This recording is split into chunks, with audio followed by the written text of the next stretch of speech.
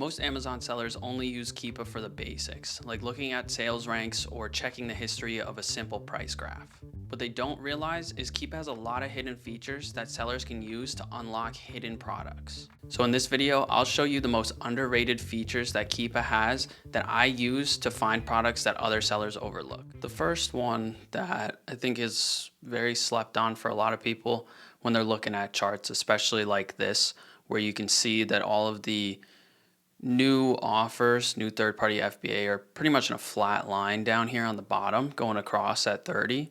But then all of these buy box prices are reaching up more. There are some additional new third-party FBA coming in above this too.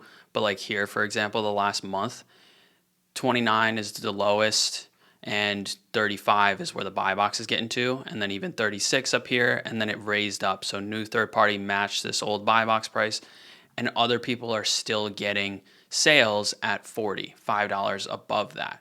The way that we're going to check that is by going into data here and then buy box statistics. And this is where you can really tell if you're able to get sales above that based on what other people are doing. So we can see here that in the last 30 days, it has been a majority at 35, but there's 10%, 9% at 40. And then when we keep going down, they are getting some up at 37, even 37 here. So you can either sort by percentage one, or you could do last one to see the most recent. And this $40 was just now. That's the current buy box. And then 37 was 3 days ago, 4 days ago, 4 days ago for 34, 37 at 6 days ago, that kind of stuff. So you can definitely get up to 40 here, or if you were looking before it went up to 40, you could have definitely gotten the 34 or 37 instead of the 30. And something we can back that up with outside of Keepa alone is inside a seller amp. It's going to show us the offers here, and we can see that this $35.99 is a merchant fulfilled offer. So when you're looking at that and you confirm that it is merchant fulfilled, you can also confirm because of this check mark right here inside of Keepa. You wouldn't compete with this merchant fulfilled offer if you were sending an FBA. And that's what's called a prime bump, where if we're sending it an FBA, we can bump our price up a little bit because customers are going to pay the extra couple dollars to be able to get their product within overnight shipping, a day, 2 days, rather than wait for the shipping time of this FBM seller here. So don't just assume when you look at a chart like this that you have to go for the 34, or if you were looking at it from here, that you have to go for the 29, because this buy box is reaching up there. They are getting sales there, and we confirmed that with the buy box statistics there.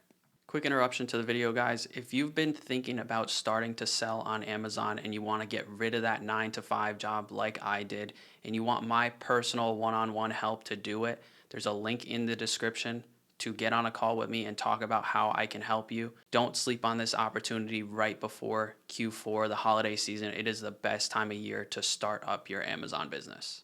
Something else inside of Keepa that not many people really know about is going to be the variations tab. And people know about the variations tab, but what's inside of it, not a lot of people do really know about. So there is this button up here that says include out of stock and historical variations. There's 166 of them that are out of stock. And we can watch this little sidebar scroll right here, and we can see when I click that and it loads that it did just pretty much cut in half. So we are going to start to see some out of stock variations, and we'll be able to tell because these two charts will be missing here. So what you do with this, since you can't see the charts here because they don't populate, is what we're going to do, we're going to click on this ace in here and copy it, and we're going to bring it over to Keepa.com. And there is this search button right here in the top menu bar that when we click on that, we can paste the ASIN and search it, and we'll be able to see the Keepa chart here. You won't be able to see the Seller Amp panel. You can plug it into Seller Amp and see that kind of pricing information, but we'll be able to see the all-time chart, which is pretty low for this, so I wouldn't go for a product like this because there's no proven historical data. Also because Amazon was on it, so maybe not a lot of people decided to get on it. But that's the idea here, is that you can go for out of stock variations depending on if the chart looks good, bring it back in stock and dominate the buy box and the offers, and you'll capture all the sales for that product. Because as we scroll through here, we'll see even more. Most of them on this listing are Amazon sold listings. So maybe not a great product to do that on, but we can see even here, Amazon didn't have any stock. So maybe one of these would be better. We just take it, put it in here and search for it. Product has never been in stock since they started tracking it. So that sometimes will happen. Could be that there just never was any stock of this item. We can check how long it's been tracking, 1 day, 4 days. So this is a new variation here that must have just gotten added. But that kind of stuff can really help you boost your sales up when you tackle out of stock listings like that. Something else that is helpful that you might want to check out when you're looking through Amazon pages, and it may work on a storefront as well. If you come into your settings on Keepa, you'll be able to see show price history graphs as overlays when hovering Amazon products. You want to put that on as yes. You can set it up to how you want it to show up exactly, but when we go into a storefront, it typically doesn't show. But if you're looking on Amazon.com, something like that, it may work in some of these, but they don't typically. But when we're looking at Amazon listings just on the Amazon page, then we'll be able to see that kind of stuff and make sure that it is a good Keepa chart if we're doing that. And here is a live example of that. I just searched up Adidas products on Amazon, and when we're looking at the list here, we can see that when I hover over this, it does populate that chart in the bottom right hand corner there. Same thing for this one. It does tend to put them on different sides depending on where your mouse is. The only thing to also add to this, like the Seller Amp storefronts and the product results that I just showed you on Amazon, that listing that we were already looking at, it goes the same thing for sponsored products. When it's a sponsored product like this, it does not show up. It shows up on natural in-order results on Amazon.com. Something else to go with Keepa.com. If we come over to data here and then we go to product viewer, it's going to give you this box right here where you can load a list of ASINs by either putting them in manually.